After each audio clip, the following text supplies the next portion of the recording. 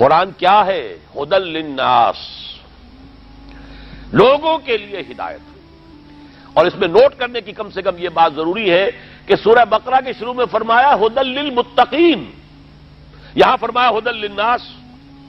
اب کوئی اگر دیانند سرسوتی کتاب لکھ رہا ہو اور 14ویں باب میں قرآن پر تنقید کر رہا ہو، کہتے دیکھو تضاد آ گیا، کہیں کہتے ہیں کہ یہ تمام لوگوں کے لیے ہدایت ہے، کہیں کہتے ہیں متقین کے لیے ہدایت ہے.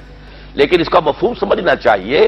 قرآن اپنی جگہ پر ہدی للناس ہے، تمام انسانوں کے لیے ہدایت، ہر دور کے انسانوں کے لیے ہدایت ہے اور مکمل ہدایت ہے. آج کا بڑے سے بڑا فلسفی، اور اگر ابھی دنیا کی عمر ہے 1000 برس تو اور 1000 برس بعد کے بعد کا بھی جو بڑے سے بڑا فلسفی ہوگا اس کے لیے بھی ہدایت قرآن میں ہے.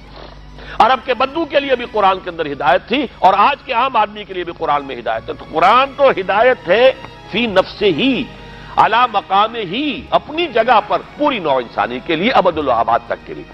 لیکن اس سے استفادہ وہی کر سکتے ہیں جن میں تقویٰ ہوگا. اب یہ ربط بھی آ گیا کہ چونکہ روزہ فرض کیا گیا ہے کس لیے؟ لعلکم تتقون، تاکہ تمہارے اندر تقویٰ پیدا ہو، تاکہ تم اس قرآن مجید کی ہدایت سے فیضیاب ہونے کے قابل ہو جاؤ. اس لیے کہ وہ شرط ہے، قرآن سے استفادے اور فیضیاب ہونے کے لیے شرط لازم ہے تقویٰ. ہدی للمتقین الذین یؤمنون بالغیب ویقیمون الصلاۃ. یہ سارا مضمون جو ہے سورہ بقرہ کے آغاز کا کو ذہن میں لے آئیے. تو فرمایا ہدی للناس وبینات من الہدی والفرقان. اور یہ ہدایت جو ہے دیکھیے، ایک ہوتی ہے جیسے کہ کوئی بڑا فلسفی لکھ رہا ہے، ارسطو نے مکالمات افلاطون جو ہے وہ افلاطون نے لکھ دی ہے، عام آدمی تو نہیں سمجھ سکتا. بریڈلے کی کتاب ہے اپیئرنس اینڈ ریئلٹی، عام آدمی نہیں پڑھ سکتا. علامہ اقبال کے 6 لیکچرز ہیں، انہی کو اچھے بھلے جو ایم اے کر چکے ہو فلسفے میں وہ نہیں سمجھ سکتے. لیکن یہ کہ ایک وہ ہدایت ہے جو ایسی روشن ہو کہ ہر شخص سمجھ سکے، وہ ہدایت اسے کہتے ہیں بین. بین کسے کہتے ہیں؟ جو شے از خود واضح ہو. جس کے لیے سادہ ترین مثال ہمارے ہاں ہے آفتاب آمد، دلیل آفتاب. جب سورج طلوع ہو گیا تو اپنے وجود پر وہی سب سے بڑی دلیل ہے.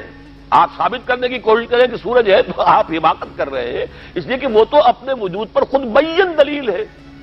وہاں دلیل کی حاجت تو وہاں ہوتی ہے جہاں کوئی شے چھپی ہوئی ہو، کوئی مخفی ہو، کوئی حقیقت ایسی ہے کہ جس کو کہ واضح کرنے کی ضرورت ہے. یہ تو از خود واضح ہے.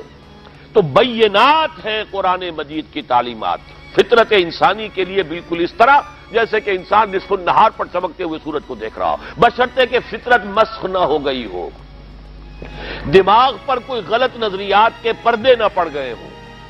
اگر فطرت سلیم ہے، عقل سلیم ہے، تو قرآن مجید کی ہدایت اس کے لیے بینات کے درجے کی شے ہے.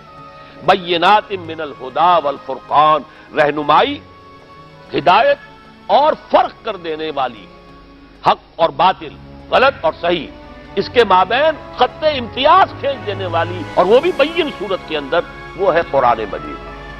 اب اس قرآن مجید کی مدح میں جو کچھ حضور نے فرمایا، خود اللہ تعالیٰ نے جو کچھ فرمایا، لو انزلنا هذا القرآن على جبل لرأيته خاشعا متصدعا من خشیۃ اللہ. میری بڑی مفصل تقاریر اس پر موجود ہے. ایک آیت میں فرمایا، وہ سورہ حشر کی آیت ہے جو ابھی میں نے آپ کو سنائی، اگر ہم نے اس قرآن کو کہیں پہاڑ پر اتار دیا ہوتا تم دیکھتے کہ وہ پھٹ جاتا، ریزہ ریزہ ہو جاتا.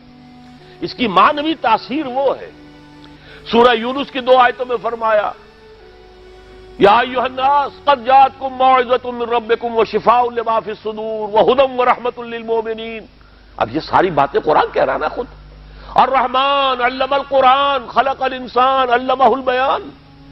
اور پھر یہ کہ سورہ واقعہ میں دیکھیے تو قرآن مجید کی مدح اول قرآن نے خود کی، اور پھر قرآن کی مدح صاحب قرآن محمد الرسول اللہ صلی اللہ علیہ وسلم نے کی. لیکن وہ اس وقت کا میرا موضوع نہیں ہے.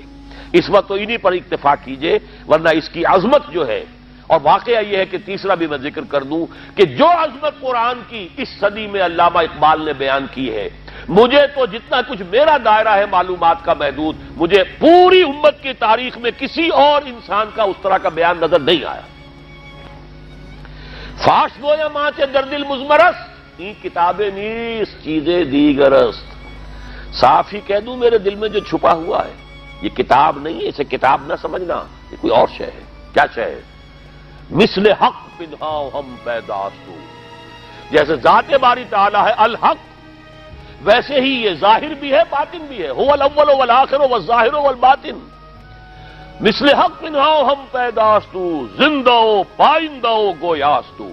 جیسے ذات باری تعالی الحق ہے، الحی ہے، الحی زندہ و پائندہ ہو. اور کلام کرتا ہے قرآن، اس سے بات نہ کرو تمہیں جواب دے گا. بات کرتا ہے، یہ کلام متکلم ہے، گویا ہے، بات کرتا ہے.